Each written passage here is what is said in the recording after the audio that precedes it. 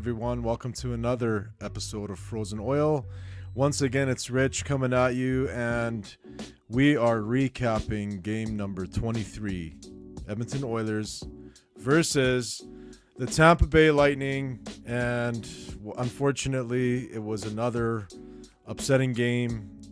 Oilers were trying to hang on to another lead, a 1-0 lead on top of that.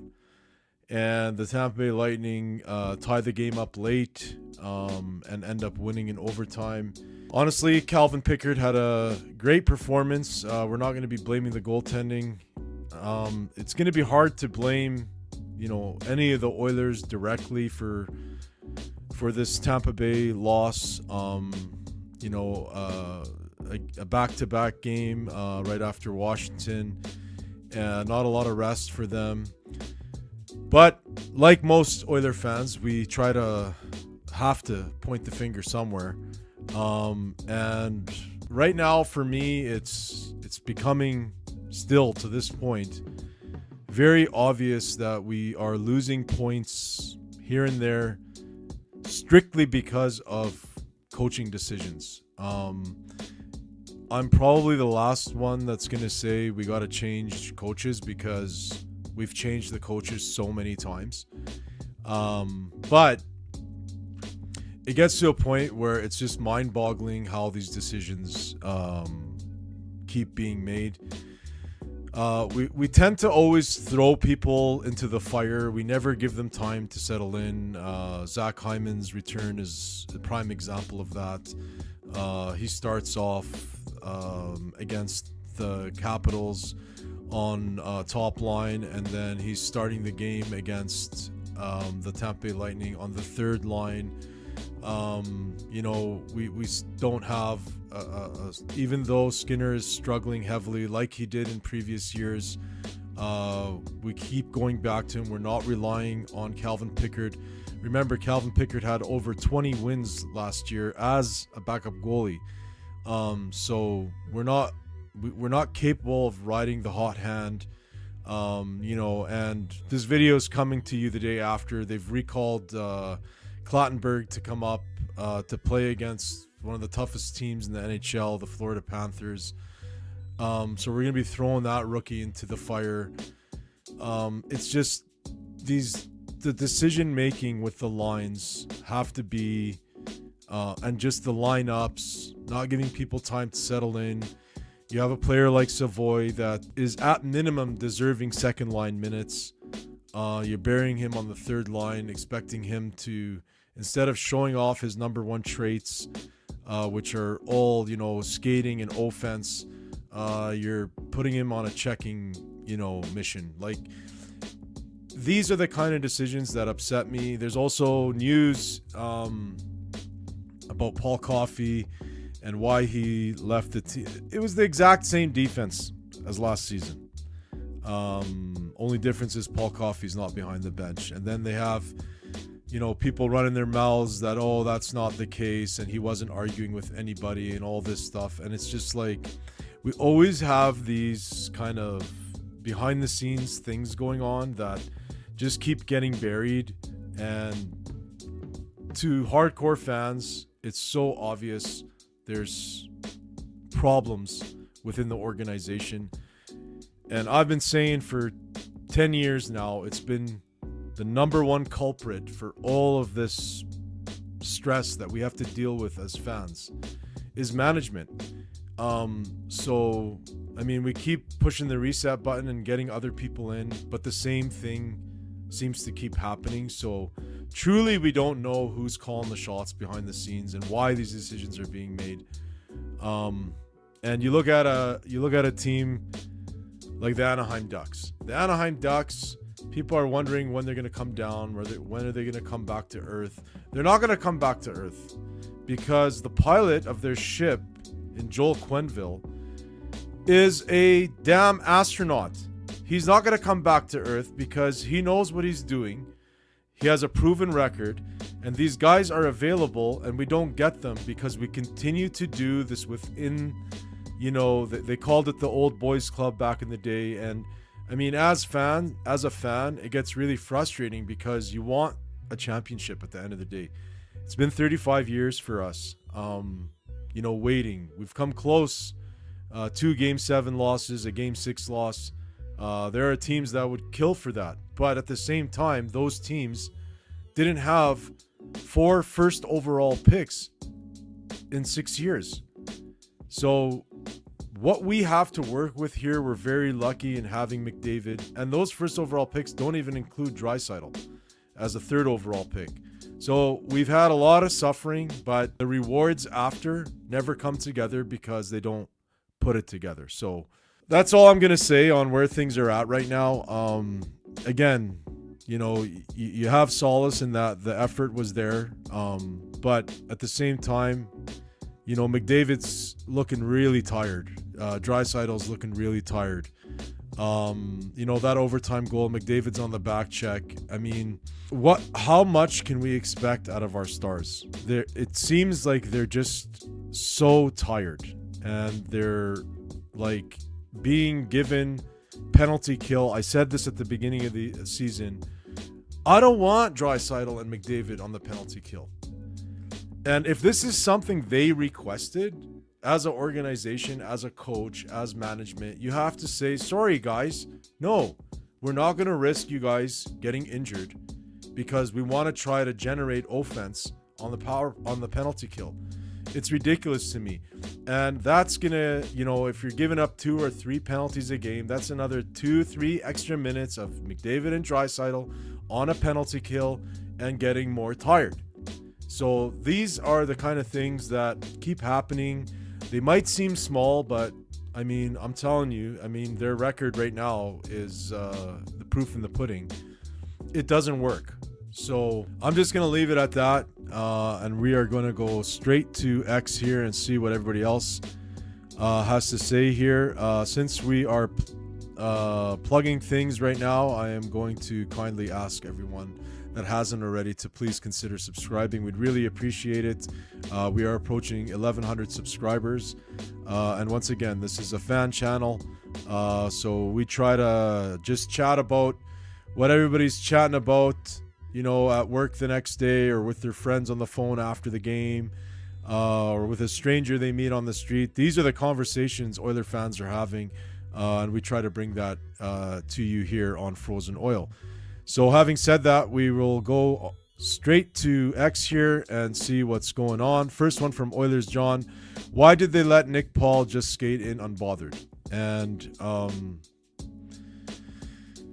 great question. That's not the first time it's happened. And I think a lot of it has to do with trying to make people physical that aren't physical in our from our defensive players.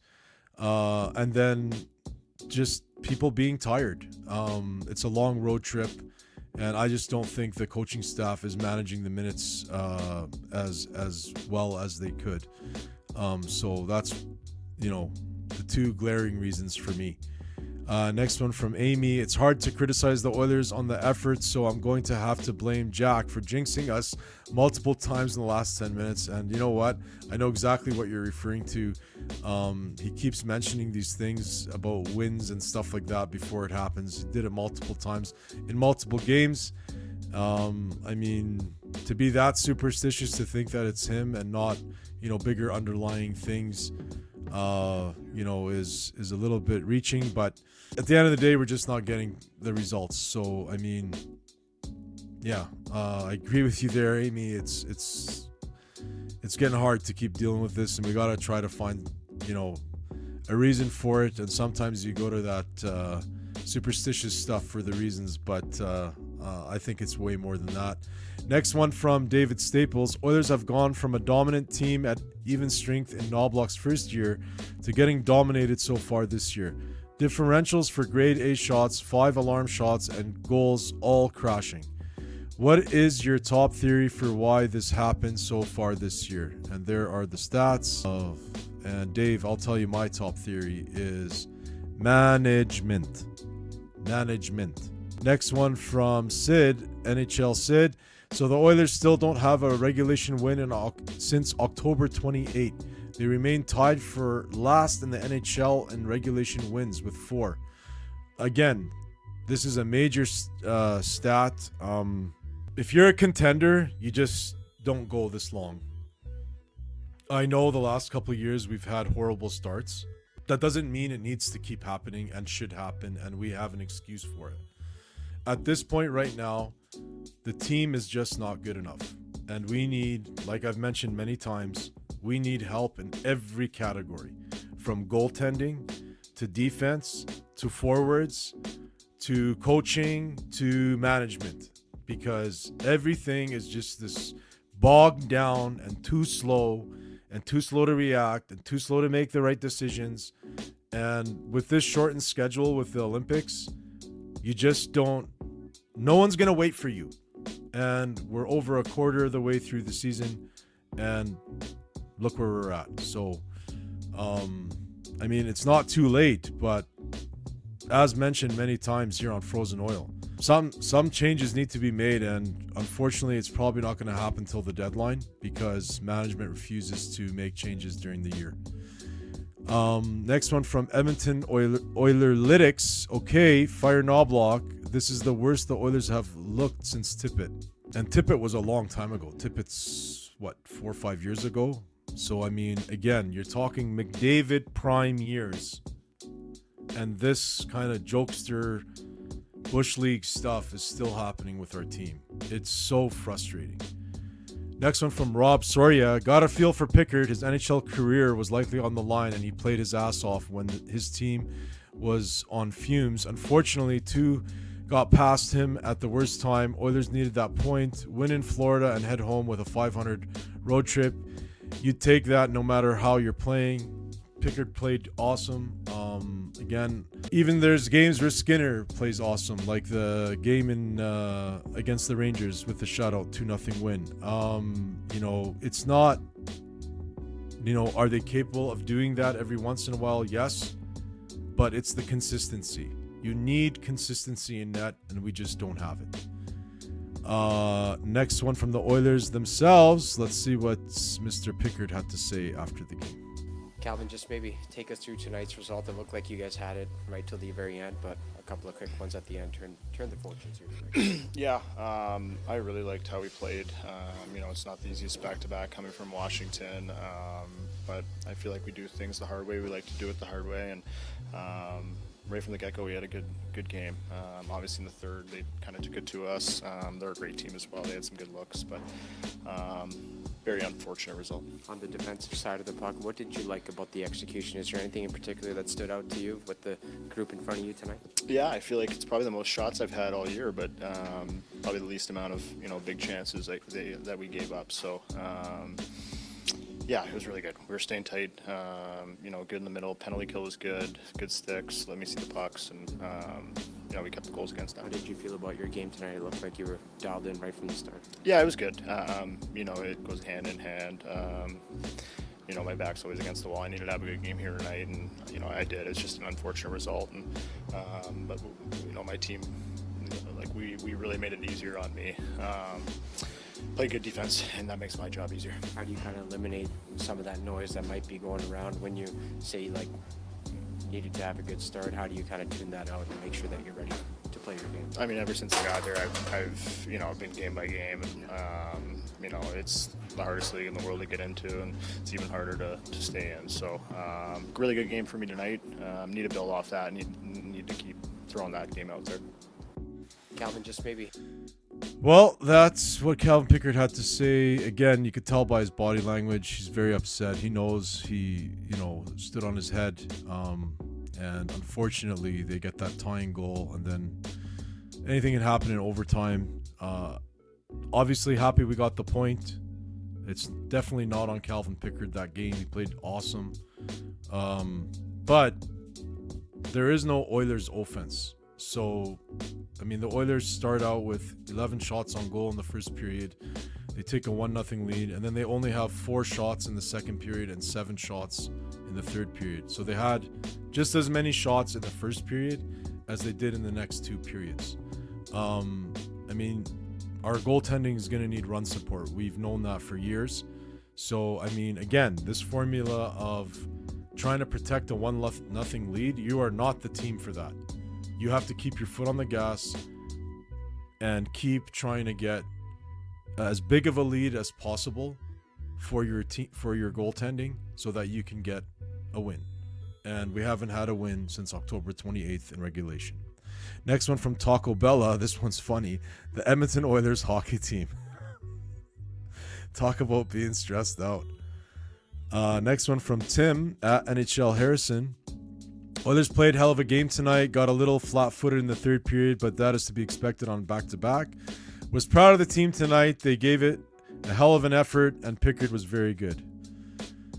I agree 100%, except on the offensive side of things. Again, we need run support. It's going to be hard to win these games by one goal. So, yeah. Much better performance than previous nights, but, I mean, they're going to be in tough against the Panthers on Saturday. Next one from Oil Doug 972993. So, McDavid Draisaitl Nuge. Oilers, I'm over moral victories. That was the decade of darkness. Yeah, they played better, but they lost. This isn't the try and play well league. This is the get her done league. They didn't. They lost. It's a failure. And, I mean, I'm going to agree with Doug here because, yes, he's going a little harsh. It's just one game. But when you look at the overall state of the team right now and how much losses we've had to deal with as a fan base. I mean, the whole missing 10 years of playoffs in the decade of darkness, and prior to that, losing in a Game 7 of a Stanley Cup final in 2006. And prior to that, we didn't have a great team on the ice after the departure of Messier and Gretzky and the boys. So, I mean, frustrating. It's just frustrating. Next one from Sportsnet Stats. The Oilers own the NHL's worst goal differential at 5-on-5. And here it is right here, -18. Again, these stats, I mean, everyone that keeps thinking you can just go on a 16-game win streak all the time, it's just not going to happen. And previous years, when you looked at all their stats, it was just a matter of time till the stats are going to come your way. They never had these kind of stats in the last 2 years. And now they have these stats and they're doing bad. It's like we don't have something to rely on to turn the season around, to say, oh, well, they're ahead in these categories. Eventually it'll come around. They're at the bottom of the league in so many standings, in so many categories. So it's just frustrating. So that's going to do it for the X comments here. And that's pretty much going to do it for today's episode. Thanks so much for watching. Really appreciate it. And we will see you on the next one. Most importantly, go Oilers, go. The channels you need, Oilers on the ice, unstoppable speed. Chasing the cup, we're gonna succeed. With David leading, we're built to exceed.